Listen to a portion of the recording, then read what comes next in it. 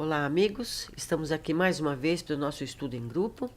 Desta vez com o capítulo 9 de Nosso Lar.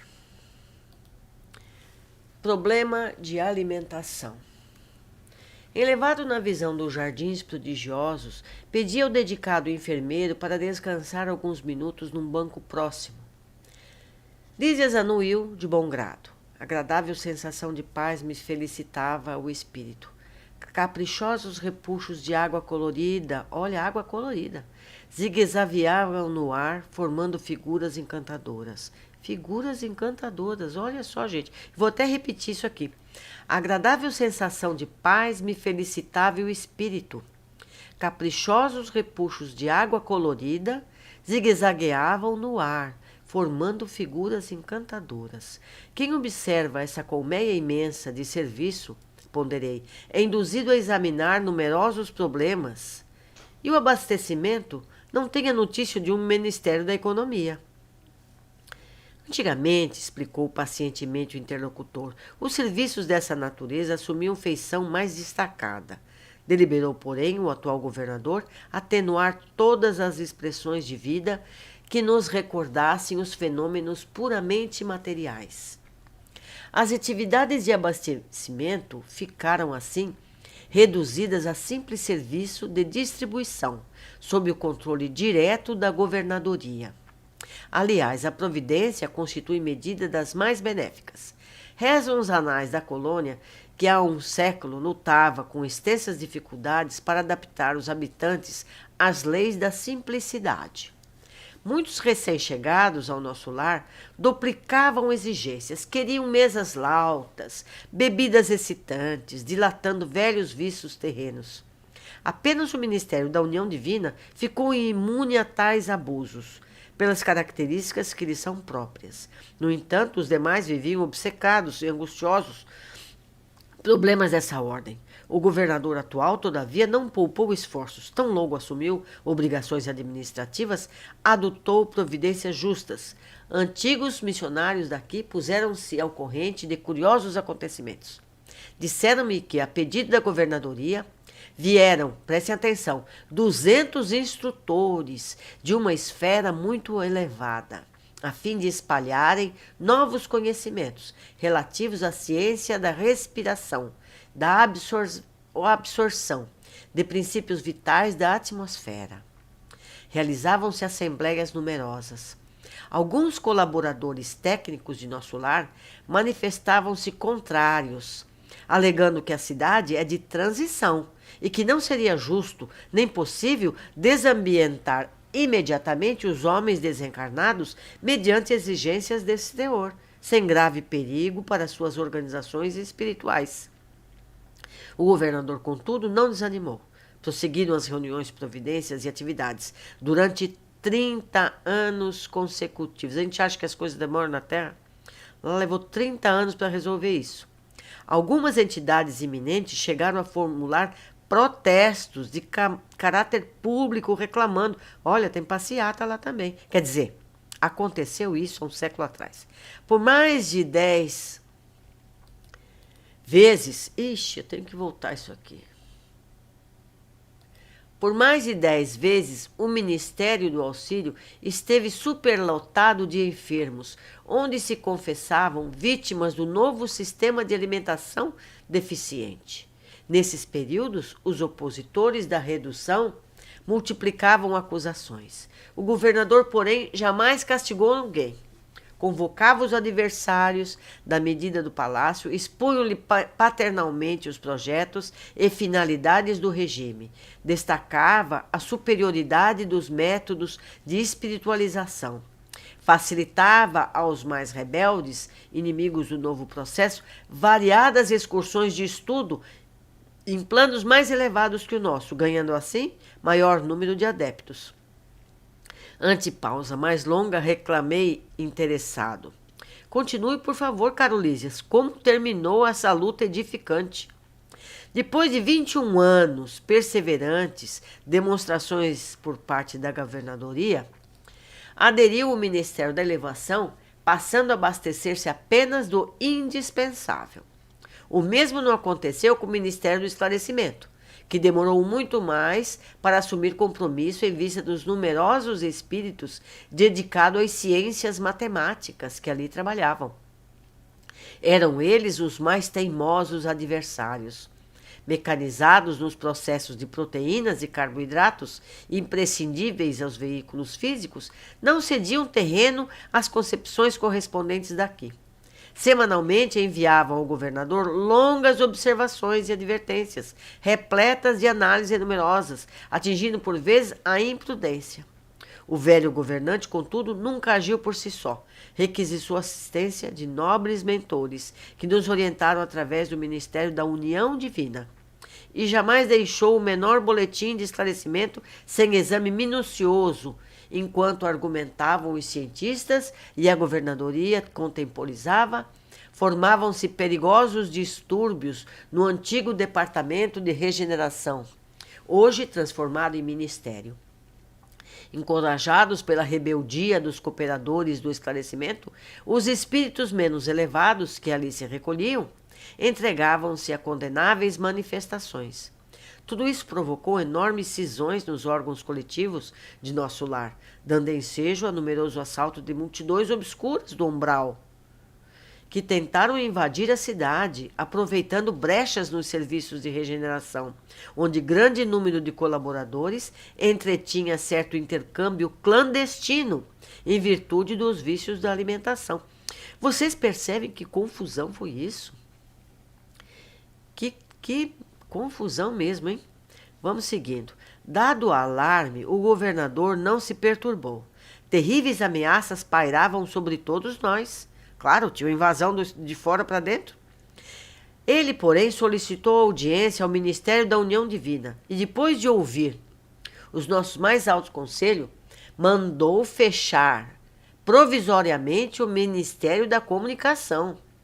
Determinou funcionassem todos os calabouços da regeneração para isolamento dos recalcitrantes. Advertiu o Ministério do Esclarecimento, cujas impertinências suportou mais de 30 anos consecutivos. Proibiu temporariamente os auxílios às regiões inferiores. E pela primeira vez na sua administração, mandou ligar as baterias elétricas das muralhas da cidade para a emissão de dardos magnéticos a serviço da defesa comum. Não houve combate, nem ofensiva da colônia, mas a resistência resoluta.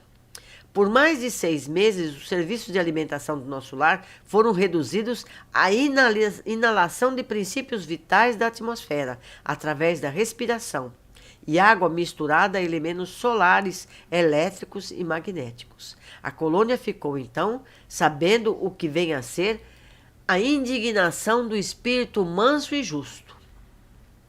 Fim do período mais agudo, a governadoria estava vitoriosa. O próprio Ministério do Esclarecimento reconheceu o erro e cooperou nos trabalhos de reajustamento. Houve, nesse comenos, regozijo público. E dizem que, em meio da alegria geral, o governador chorou sensibilizado, declarando que a compreensão geral constituía o verdadeiro prêmio ao seu coração. A cidade voltou ao movimento normal. O antigo Departamento da Regeneração foi convertido em ministério.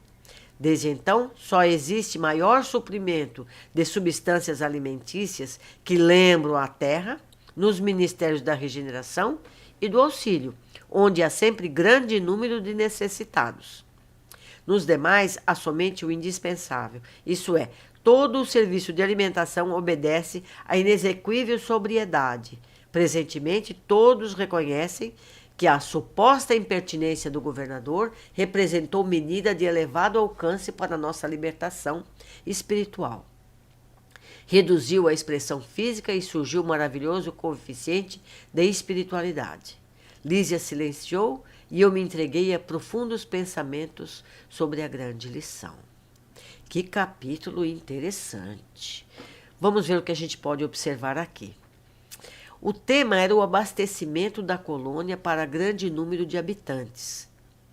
Ele fala em antigamente e se refere ao atual governador. Concluímos, então, que as coisas podem ser diferentes em outras colônias, com administrações e interesses ou necessidades diferentes. Nosso lar não é regra geral no plano espiritual, é uma das possibilidades apenas. Isso é muito interessante.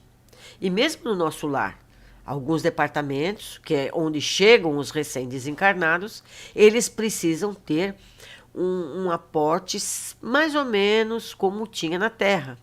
Então vocês veem que importância a gente, que ainda está encarnado, a gente deve mudar a nossa forma de alimentar. A gente tem que diminuir um pouco, evitar alimentos tão pesados, principalmente quando a gente for um pouquinho mais velho, que é para a gente não sentir tanta dificuldade quando chegar nas colônias, né, que a gente espera poder merecer. Segundo, tipos de alimentação. No passado, os habitantes queriam refeições como as da terra. Isso sobrecarregava todo o trabalho para que assim fosse. Porque já pensou quanta gente precisaria trabalhar para poder ter alimentação igual da terra? Não só plantação, como cozinhar para esse povo todo. Então, equipes de planos mais altos vieram ensinar outras opções mais elevadas de alimentação e absorção de nutrientes pela respiração.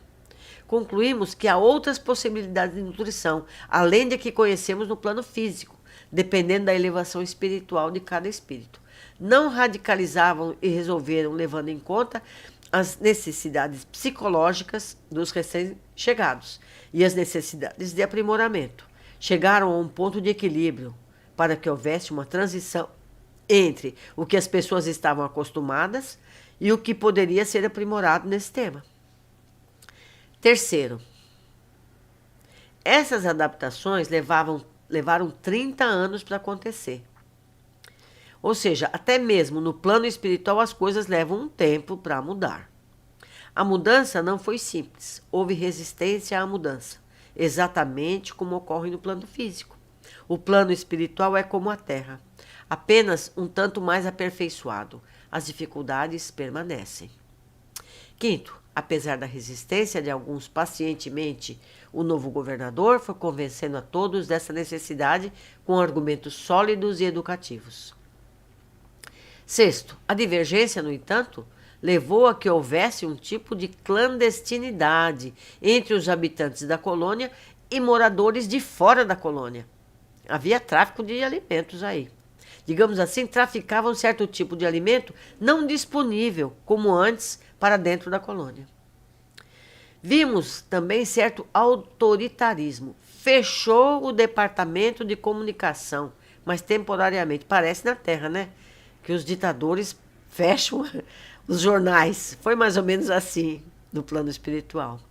Prenderam os rebeldes, puseram em calabouço para que a ordem se restabelecesse. Olhe só.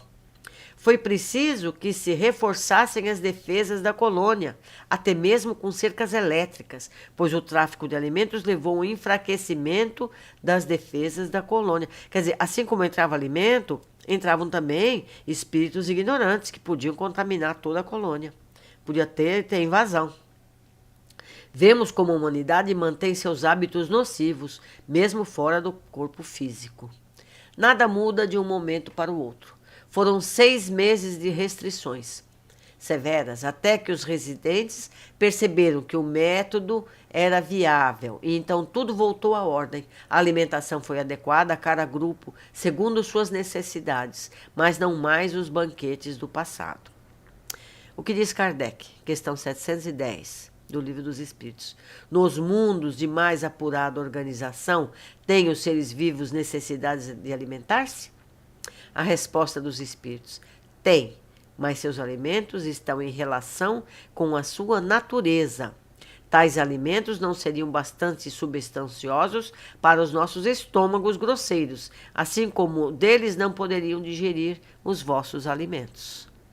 Aprendemos muito nesse capítulo, hein? Vamos ver. Espero que vocês também pesquisem alguma coisa. Quem sabe até nos trazem alguma descoberta que vocês fizeram. Até a próxima!